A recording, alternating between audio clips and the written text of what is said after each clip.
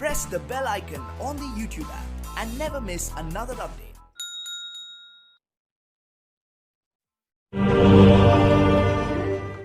Hello পোলাপাইন, সবাই কেমন আছো? আমি বেন স্টকস আবারও বিনা দাওয়াতে চলে আসলাম দুরন্ত স্কোয়াডের পর্দায়।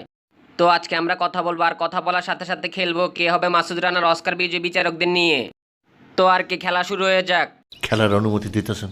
যাই খেলে আসি। আসো খেলবো, খেলা হবে, খেলা হবে।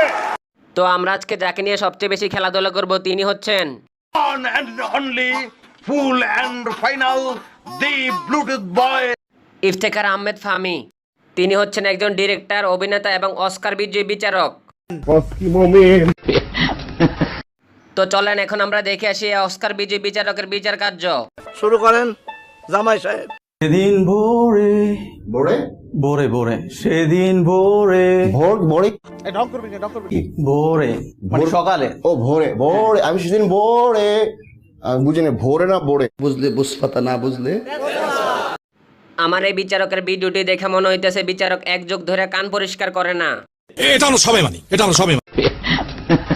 ছেলেটি সঠিকভাবে উচ্চারণ করার পরেও অস্কার বিজয়ী বিচারক ফাহমি তার উচ্চারণের ভুল ধরে। মোশাররফ ভাই, এই বিচারককে আপনি কি বলতে চান? সে একটি পাগল, তার একটু মস্তিষ্কে সামান্য ডিস্টার্ব আছে, কয়েকটি স্ক্রু দিলে আপনি স্ক্রুনে তাকে একটু ক্ষমা করিয়ে দেবেন। নেক্সট, এই যে কাটিংটা দেখেন, হ্যাঁ এই গুঁড়ো, এই কাটিং দেখছেন আপনি, দেখছেন?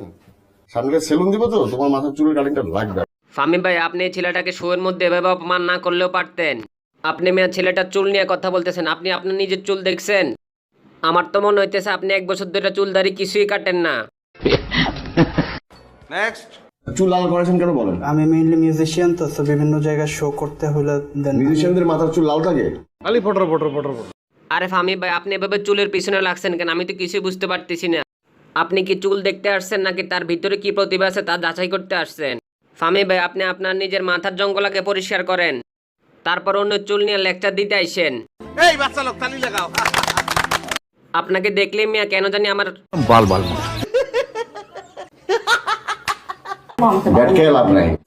কি হয়েছে? ব্যাট খেয়ে লাভ নাই। কপালের উপর লাথি দিয়ে নেটওয়ার্কের বাইরে হালাই দেবো, তাহলে ব্লক মারিয়ে দেবো। ফালতু কোন জায়গা। নেক্সট, যে হাইট এই ভদ্রলোকের সাথে, নিজের কি আর মন চাইতেছে যে আমি মাসুদ রানা হই? ব্যবহারে কিন্তু বংশের পরিচয়, বুঝছেন? মানে ভদ্রতাটা শিখতে হবে। ফাহমি ভাই, আপনি তাদের হাইটের জন্য তাদেরকে এভাবে অপমান করলেন। কার হাইট কতটুকু হবে এটা তো নির্ধারণ করবে যিনি আমাদের সৃষ্টি করেছেন। আপনি কি নিজেরা তাল গাছ মনে করেন মিয়া?